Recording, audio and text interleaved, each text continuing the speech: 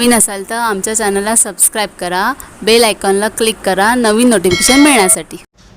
Hello everyone.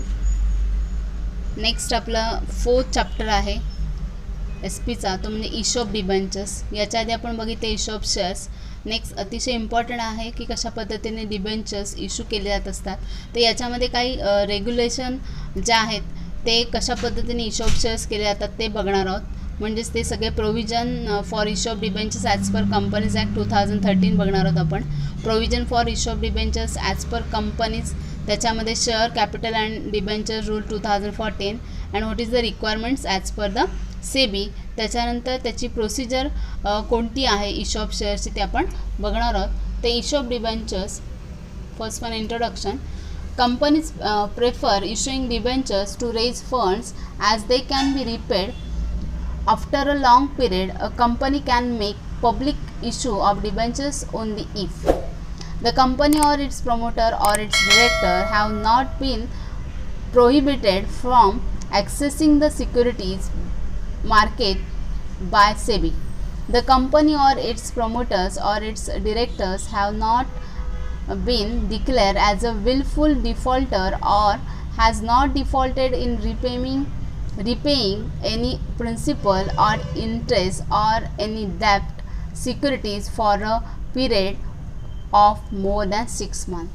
तर या ठिकाणी इश्यू ऑफ शेअर्स म्हणजेच कंपनी यावेळी शेअर्स डिबेंचर्स इश्यू करत असते. ते डिबेंचर्स इश्यूसुद्धा रेझिंग फंड्स करण्यासाठी केलं जात असतं आणि हे raising funds repaid after a long period. त्यामुळे company public issue of debentures करत असताना कशा पद्धतीने करत असते तर या ठिकाणी कंपनी किंवा प्रमोटर्स किंवा त्याचे डिरेक्टर्स आहेत ते मात्र ज्यावेळी ॲक्सेसिंग करत असतात हे सिक्युरिटीज म्हणजे आपले डिबेंचर्स, हे सगळं करत असताना सेबीच्या अंडर इश्यू केले जात असतात. त्याचप्रमाणे कंपनी आणि प्रमोटर्स किंवा डिरेक्टर्स असतील ते डिक्लेअर करत असतात त्यांचं विलफुल डिफॉल्टर आणि कधीकधी रिपेमिंग, जेव्हा प्रिन्सिपल अमाऊंट किती आहे, इंटरेस्ट किती आहे त्या डेप्ट सिक्युरिटीजचा आणि त्याचा जो इंटरेस्ट असेल किंवा डेप्ट सिक्युरिटीज असतील त्याचा पिरियड मात्र 6 मंथपेक्षा जास्त असू नये.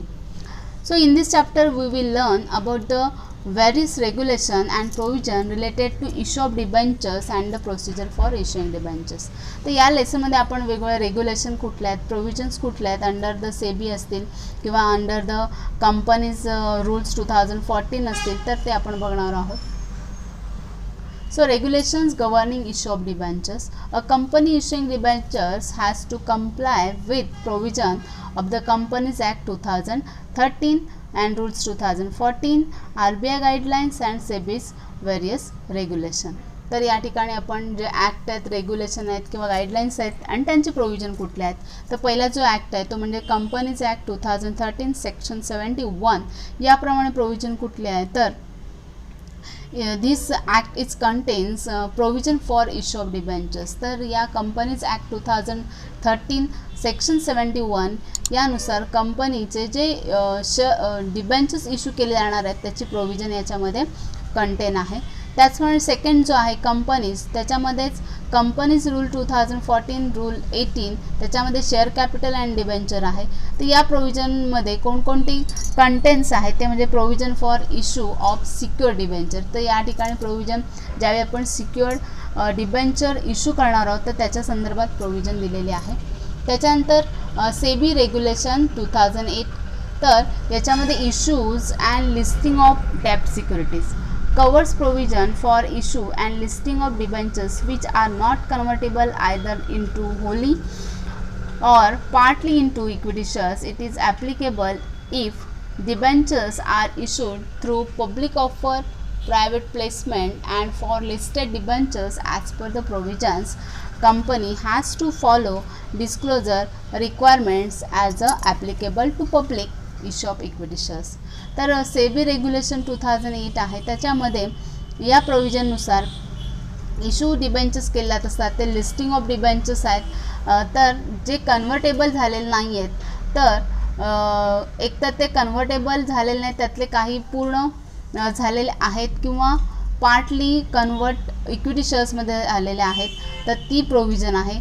त्याचप्रमाणे हे जे ॲप्लिकेबल आहे, ज्यावेळी डिबेंचर्स इश्यू केले जात असतात पब्लिक ऑफरनी, तर त्यावेळी ती ऑफर पब्लिक ऑफर असेल किंवा प्रायव्हेट प्लेसमेंट असेल आणि लिस्टेड डिबेंचर्स असतील. लिस्टेड डिबेंचर म्हणजे लिस्टेड कंपनीज, म्हणजे अशा कंपनी जे स्टॉक ऑफ एक्सचेंजमध्ये ट्रेड करत असतात.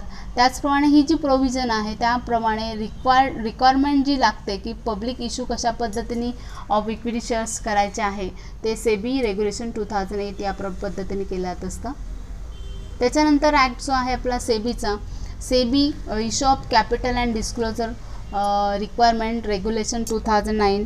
तर सेबीचा रेग्युलेशन्स 2009 या पद्धतीने provision of for issue of debentures and listing of debentures that are convertible either partially, fully or optionally into listed or unlisted equity shares as per the provisions. A company has to follow the same disclosure norms as applicable to equity shares.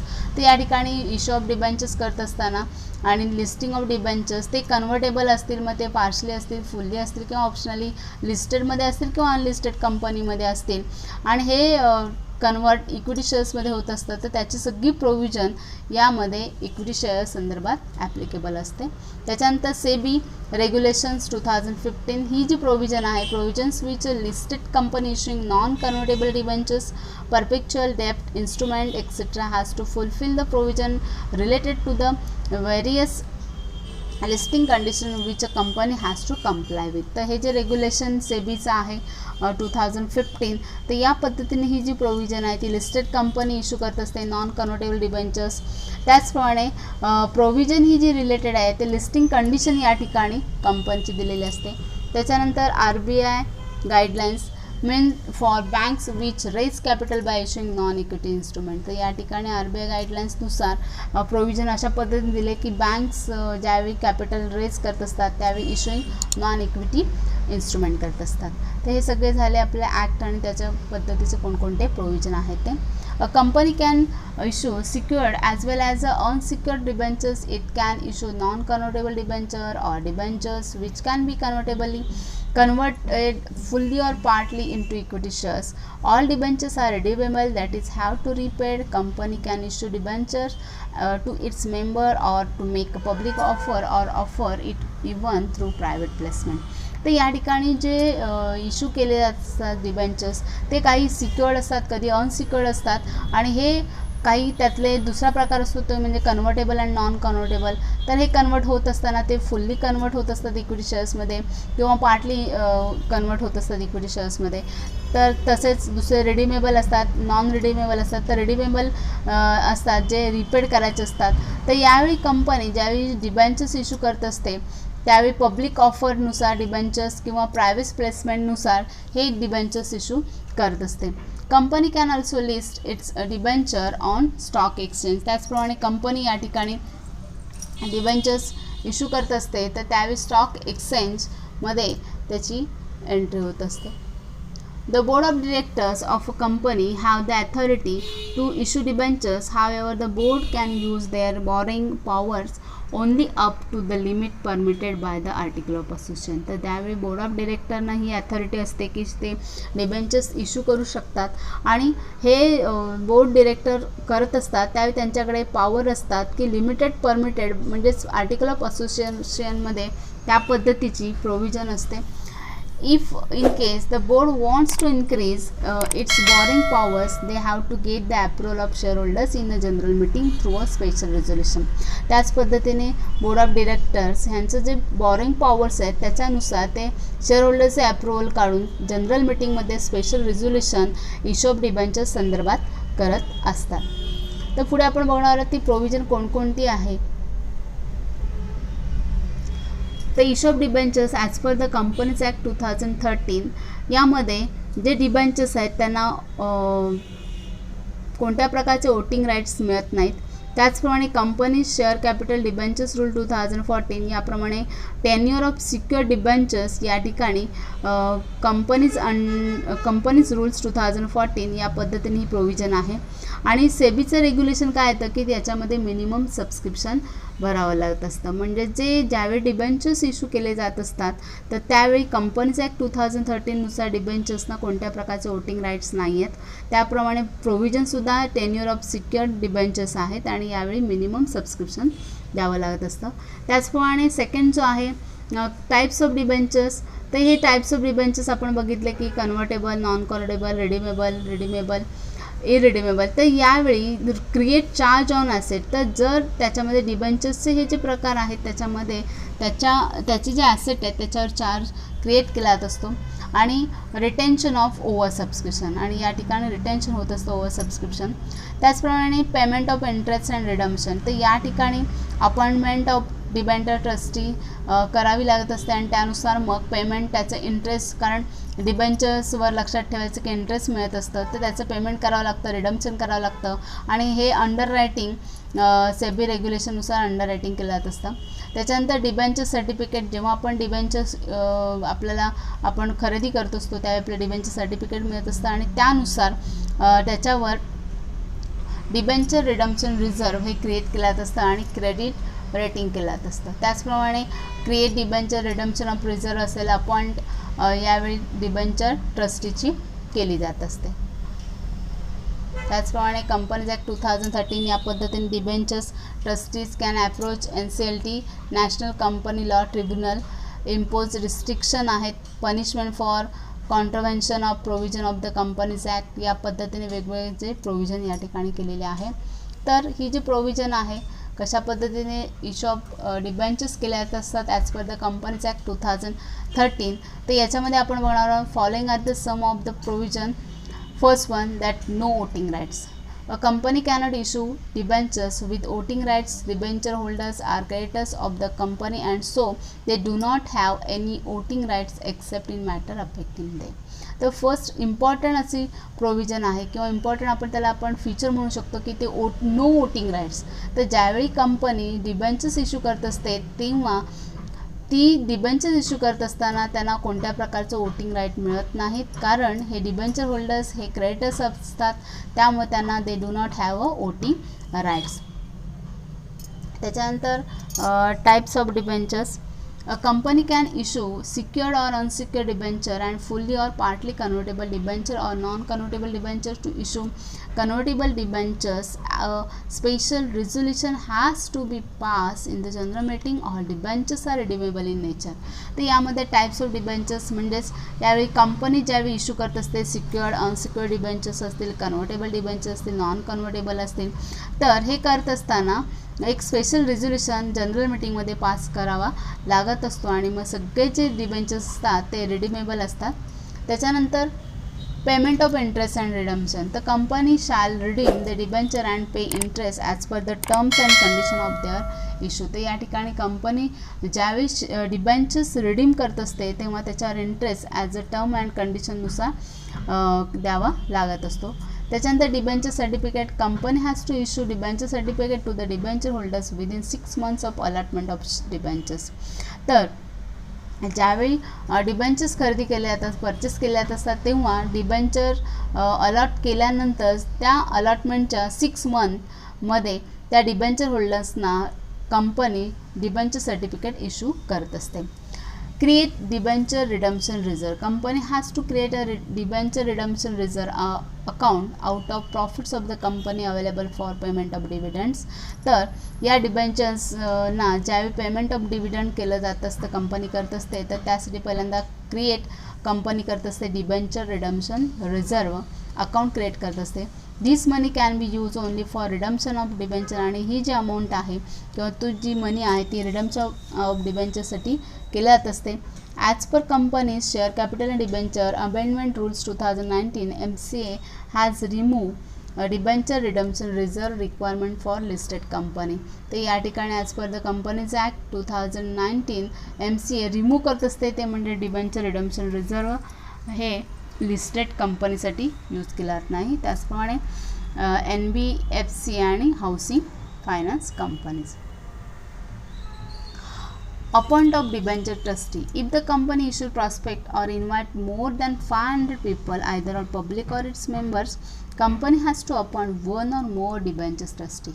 Debenture trustee protect the interest of the debenture holders. Company has to appoint trustee by entering into contract with them called a debenture trust deed. तर या ठिकाणी debenture trustee जे आहेत ते appoint केले जात असतात. म्हणजे ज्यावेळी कंपनी त्याचे प्रॉस्पेक्ट इश्यू करत असते त्यावेळी करत असताना किंवा जर इन्व्हाइट मोर दॅन 500 पीपल असतील, म्हणजेच त्याच्यामध्ये पब्लिक किंवा त्याचे इतर मेंबर्स 500 पेक्षा जास्त असतील, त्यावेळी कंपनी या ठिकाणी 1 किंवा 2 असे डिबेंचर ट्रस्टी अपॉइंट करत असतात. आणि हे डिबेंचर ट्रस्टी असतात हे या डिबेंचर होल्डर्सचे जे प्रोटेक्ट एक प्रकारे करत असतात त्यांच्या इंटरेस्टचे रिलेटेड. आणि ज्यावेळी कंपनी अपॉइंट ट्रस्टीला करत असते तेव्हा त्यांच्यामध्ये डिबेंचर ट्रस्टी आणि कंपनी यांच्यामध्ये कॉन्ट्रॅक्ट साईन होत असतं, त्याला आपण डिबेंचर ट्रस्ट डीड असे म्हणत असतो.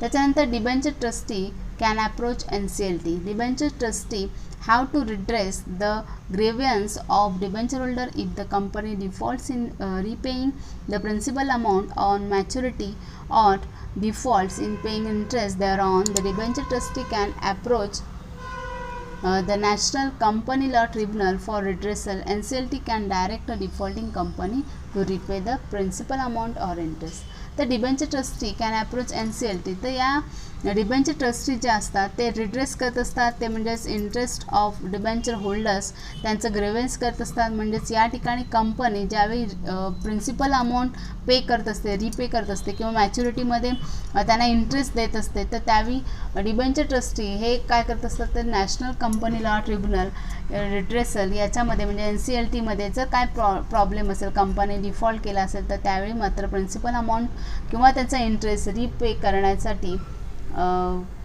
मदत करत असतात. त्याच्यानंतर impose restriction.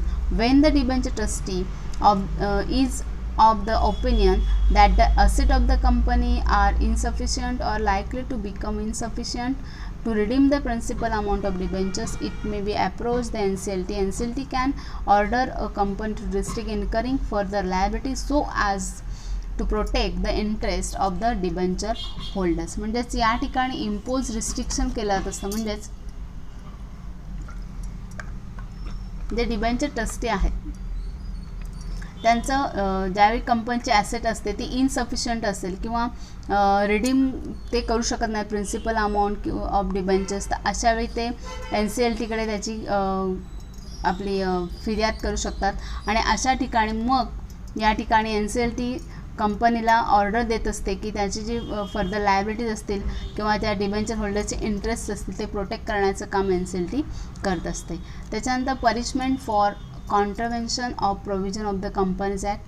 If the company fails to comply with the provision of the act, then the company and its officers shall be liable to pay fine or imprisonment or both as prescribed in the act. तर या ठिकाणी punishment for contravention of provision of the companies act. तर या ठिकाणी जर company fail होत असेल comply with the provision of the act, म्हणजे कंपनीच्या ॲक्टनुसार जर त्या प्रोव्हिजन ॲक्टनुसार फेल होत असेल कंपनी, तर अशावेळी ते जे ऑफिसर आहेत ते मात्र त्या कंपनीचे लायबल होतात. ते म्हणजे त्यांना पे फाईन करावा लागत असतो आणि किंवा मग इम्प्रिझनमेंट किंवा प्रिस्क्राईब इन द ॲक्टमध्ये जो नमूद केलेलं असेल त्या पद्धतीने त्यांना पेनल्टी भरावी लागत असते. तर हे आपण बघितलं इश्यू ऑफ डिबेंचर्स कशा पद्धतीने केल्या जात असतात. तर ह्या व्हिडिओमध्ये आपण इश्यू ऑफ डिबेंचर्समधलं त्याचे कुठले ॲक्ट्स आहेत, त्याचे प्रोव्हिजन कुठले आहेत, कोणकोणते एक प्रकारे फीचर्स आपण हे बघितले. तर हा व्हिडिओ तुम्हाला आवडला असेल तर जास्तीत जास्त लाईक करा, शेअर करा आणि सबस्क्राईब करा. धन्यवाद.